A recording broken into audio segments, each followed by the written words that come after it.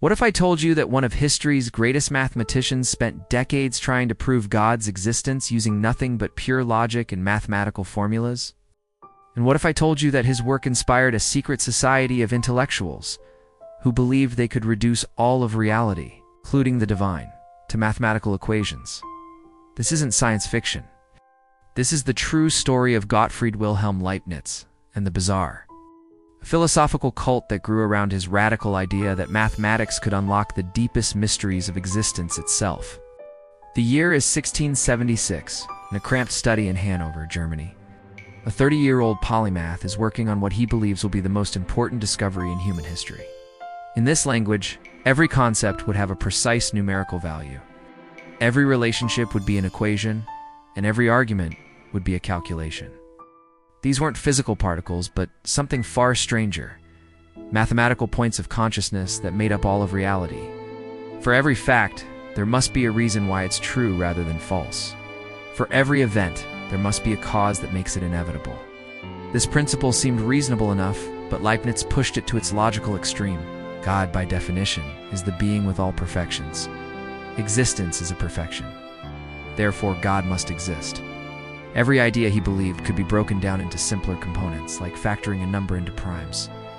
Using his method of conceptual analysis, he claimed he could prove that the idea of God was logically coherent, and therefore that God necessarily existed. The existence of God wouldn't be a matter of faith or revelation, but of logical demonstration, as certain as the Pythagorean theorem. This wasn't faith-seeking understanding. This was mathematics proving theology. They called themselves different names in different places: the Society of Universal Mathematics in Paris, the Order of Rational Theology in Berlin, the Academy of Sacred Calculation in Vienna. But their goal was always the same: to continue Leibniz's work of mathematizing reality and proving divine truths through pure reason. These weren't religious believers looking for confirmation of their faith. Members would gather in private homes or rented halls, where they would work through Leibniz's arguments step by step, treating each logical deduction like a sacred revelation. They believed that by following Leibniz's mathematical methods, they were literally thinking God's thoughts after him, accessing divine knowledge through rational calculation. The mathematics was so sophisticated that few people could follow it, which only increased its mystique.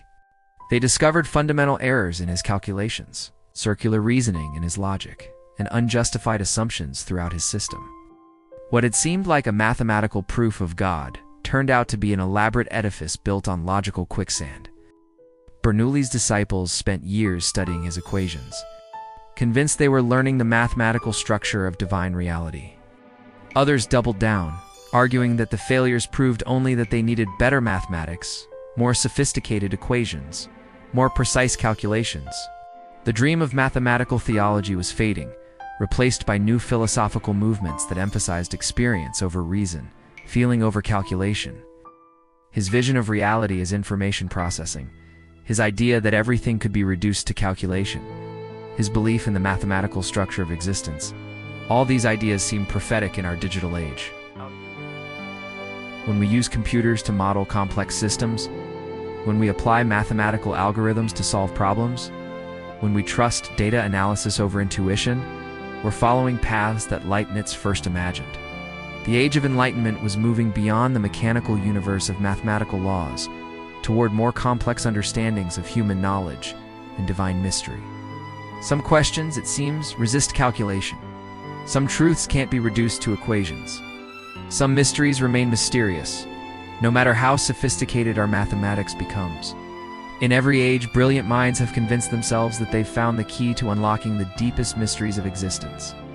As we accumulate data beyond anything previous generations could have imagined, Leibniz's questions feel more urgent than ever. Can mathematics truly explain everything? Are there truths beyond calculation? And if we could prove God's existence mathematically, would that make us more human or less? These brilliant minds were so convinced of the power of mathematical reasoning that they forgot its limitations.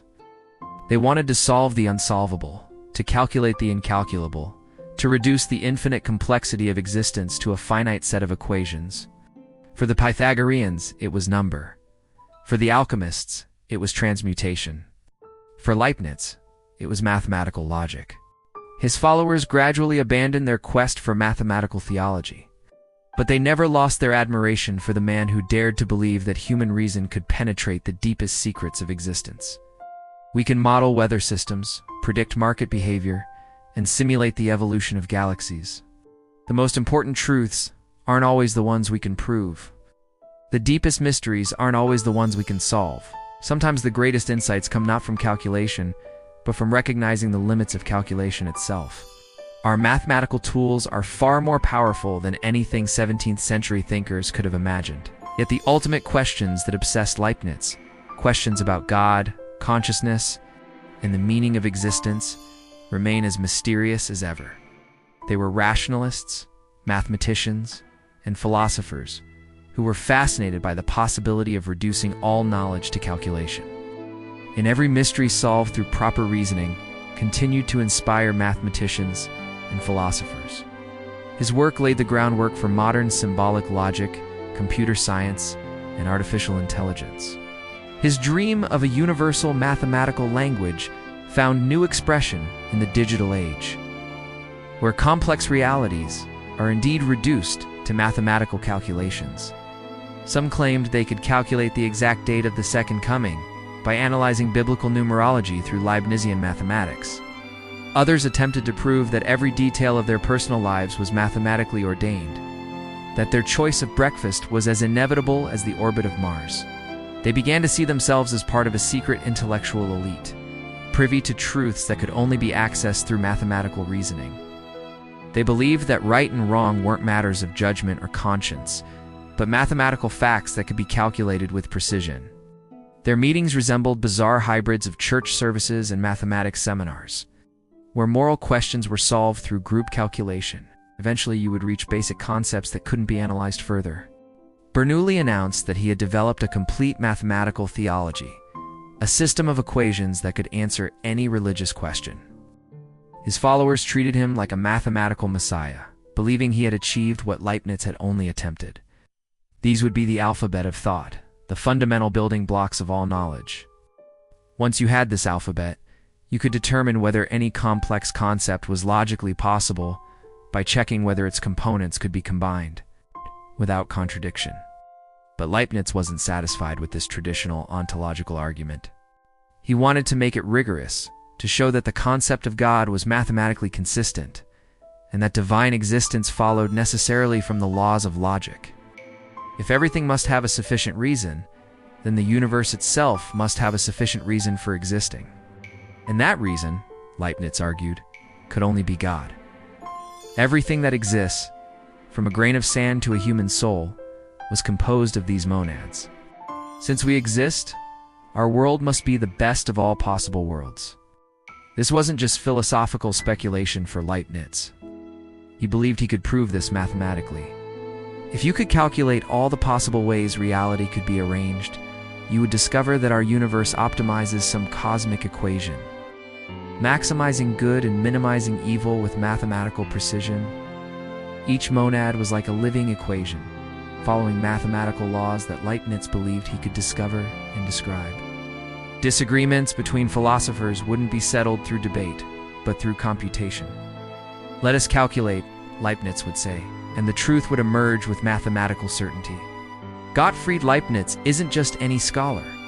He's co-invented calculus, designed calculating machines, and made groundbreaking discoveries in physics, logic, and philosophy.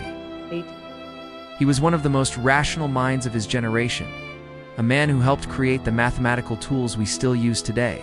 Attempt to prove God wasn't born from faith, but from a radical conviction that reality itself was fundamentally mathematical, and that if you could find the right equations, you could solve any problem, even the ultimate question of divine existence. He developed complex formulas for measuring goodness, equations for calculating the optimal balance between different values, and algorithms for determining which possible world would be best. His notebooks are filled with elaborate mathematical diagrams attempting to map the structure of divine choice.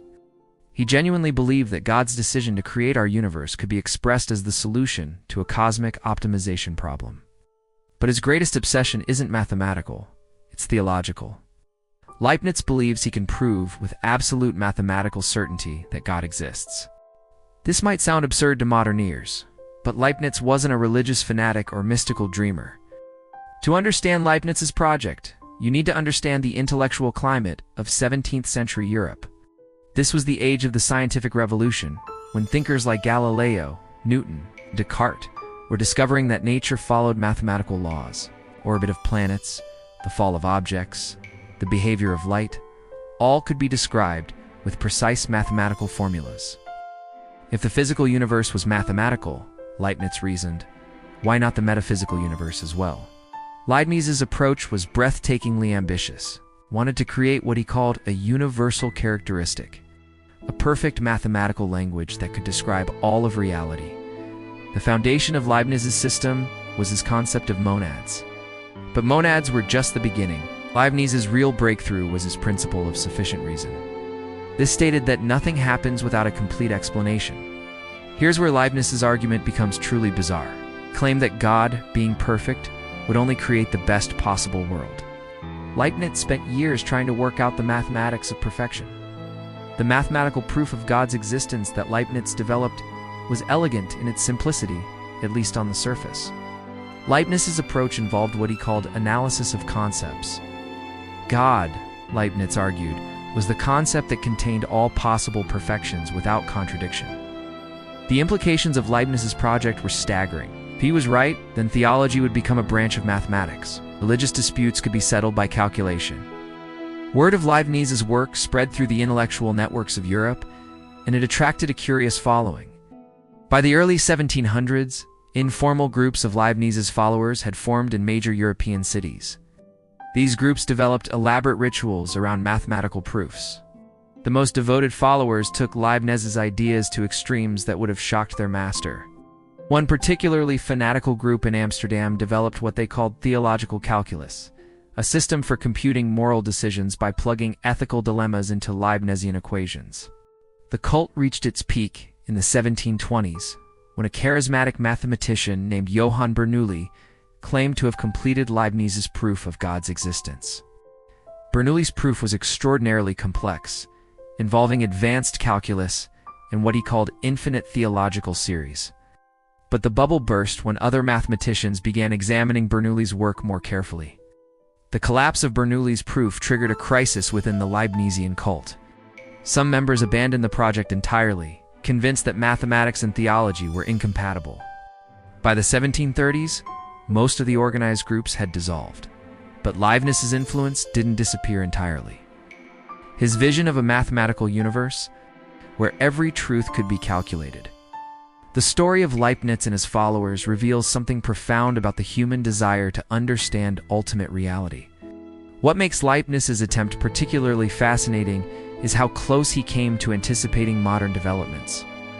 Yet Leibniz's failure also teaches us something important about the limits of mathematical reasoning.